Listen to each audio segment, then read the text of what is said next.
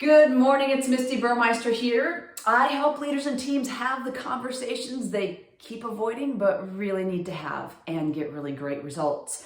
A deepening of trust and engagement and enthusiasm on their team as a result. Today I want to talk about what to do with those team members who, when you first hired them, did a really great job.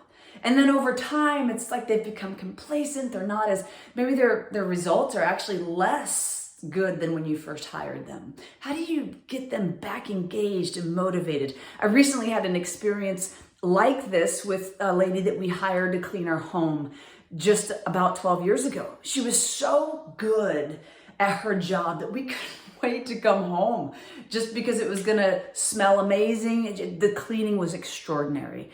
And then the pandemic came. And suddenly lateness started, we started noticing things weren't getting cleaned properly, and we started pointing them out. And then month after month, it was just more frustrated. We're like, we just need to replace her and her team, because she had, at this point, has a team. And they were like, I don't want to replace her. We trust her. We like, you guys know this. You trust, you know the people that are on your team now. You want to keep them, but you want to keep them producing better results.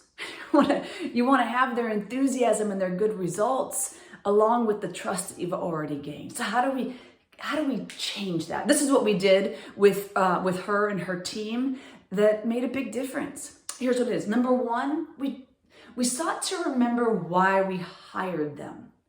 What was the reason why? And immediately we could reconnect with the great job that she does and that her team does. And then we looked at, what can we do differently?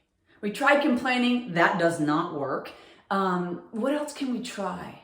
So we tried a different time slot, because then that would maybe they wouldn't be late. Turns out they were still late. So we thought some more about that. All right, so before the pandemic, they were probably late. We just weren't home, right? So we tried putting them during a time where it didn't matter if they were late. And turns out that worked out really well for us.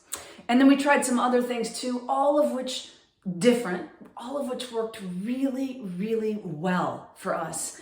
And the second thing that we did now was we tried something different. The third thing that we did was we agreed as a couple to eliminate complaining. Like, we literally did not allow ourselves to complain to each other about anything or to complain to her and her team about anything for a period of time. So no complaints. The fourth thing that we did was we looked for reasons to appreciate, to acknowledge and appreciate. There was so much that they did well.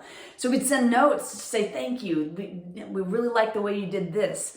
And then the fifth and final thing that we did differently was increase our generosity. So we leave, like the little treats for them to enjoy.